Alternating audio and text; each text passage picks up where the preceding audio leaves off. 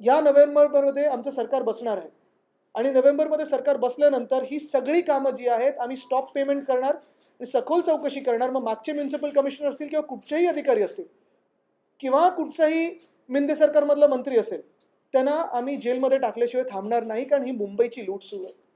पण एका बाजूला मुंबईची ही लूट सुरू असताना दुसऱ्या बाजूला रस्त्यांच्याच माध्यमातून महाराष्ट्राची तर लूट अफाट सुरू आहे. आपण पाहत असाल. मध्यंतरी अजून एक विषय आला होता, तो म्हणजे नॅशनल हायवे अथॉरिटी ऑफ इंडियाचा. साधारणपणे आपल्याला आठवत असेल, या फोटोवर मी आक्षेप घेतलेला आणि ते पेपरमध्ये पण आलेलं होतं. हे कॉन्ट्रॅक्टर कुठेही दिसत नाहीये, पण पोलीस खड्डे भरायला लावलेत. म्हणजे कॉन्ट्रॅक्टरांची मजा चालू आहे. पाऊस पडला की जातील दुबई, सिंगापूर कुठे त्यांना जायचं तिथे. पण पोलिसांना खड्डे भरायला लावतात. National highway authority of India, एरवी आपण पाहत असतो, आम्हाला मोठं-मोठं YouTube पॉडकास्टवर वगैरे ऐकायला येतं, की आम्ही 2 मिनिटात एवढे किलोमीटर बनवतो, चंद्रापर्यंत रस्ते बनवणार, पाण्यातून रस्ते बनवणार, अमुक करणार, तमुक करणार. मुद्दा असा आहे, मुंबई गोवा महामार्ग असेल, मुंबई नाशिक महामार्ग असेल, मुंबई अहमदाबाद महामार्ग असेल.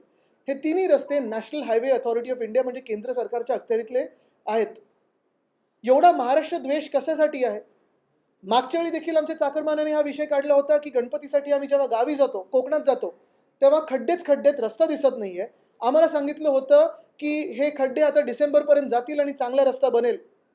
पुन्हा एकदा 8 महिने होऊन गेलेले आहेत. जुलै आलेला आहे, पुढचे गणपती आलेले आहेत, पण खड्डे भरले गेलेले नाहीत.